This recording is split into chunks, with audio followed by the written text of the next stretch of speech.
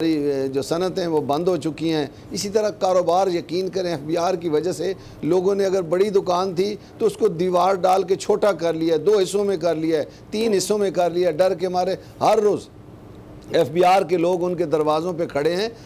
کم از کم میں تو کہتا ہوں کہ اس بجٹ میں یہ تمام جو انہوں نے پیسے رکھے ہیں مختلف سیکٹرز کے لیے, ایک صحت کے لیے اور ایک لوگوں کی روٹی کے لیے رکھ لیں. باقی سڑکیں بے شک ٹوٹی رہیں, ہمیں گزارا چل جائے گا.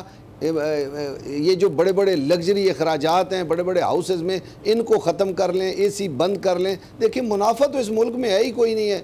وہی جو تاجر ہے, اچھا کہا جاتا ہے یہ نان فائلر اور فائلر. او بھائی کون نان فائلر ہے؟ میں کہتا ہوں 1.25 کروڑ تاجر ہے, اور 1.25 کروڑ تاجر اس وقت 10% ایڈوانس انکم ٹیکس, بجلی کی جو اماؤنٹ ہوتی ہے, بجلی کا جو بل ہوتا ہے, جو تاجر سب سے مہنگی بجلی خریدتا ہے اس کے اوپر بھی 10% ایڈوانس انکم ٹیکس ادا کر رہا ہے. اور وہ ڈسکوز کے اکاؤنٹ سے ایف بی آر کو پیسے جا رہے ہیں. تو پھر نان فائلر کیا ہوا؟ مسئلہ یہ ہے, دیکھیں عبداللہ یوسف صاحب کے وقت سے لے کر آج دن تک میں رو رہا ہوں, چلا رہا ہوں کہ آپ اگر لوگوں کو نیٹ میں لانا ہے تو یہ بجلی کا بل ایک سرکاری ڈاکومنٹ ہے. جتنے بھی لوگ کمرشلی کاروبار کر رہے ہیں, میں کہتا ہوں 1.25 کروڑ ہے, حکومت کہتی ہے 35 لاکھ ہے.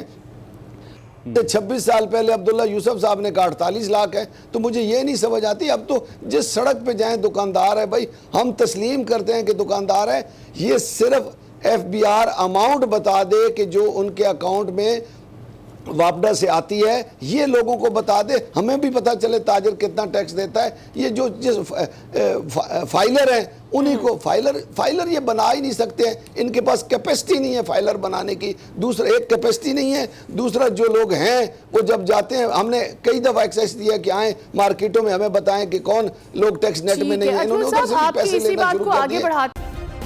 سبسکرائب کریں اور بیل دبائیں تاکہ کوئی خبر رہ نہ جائے.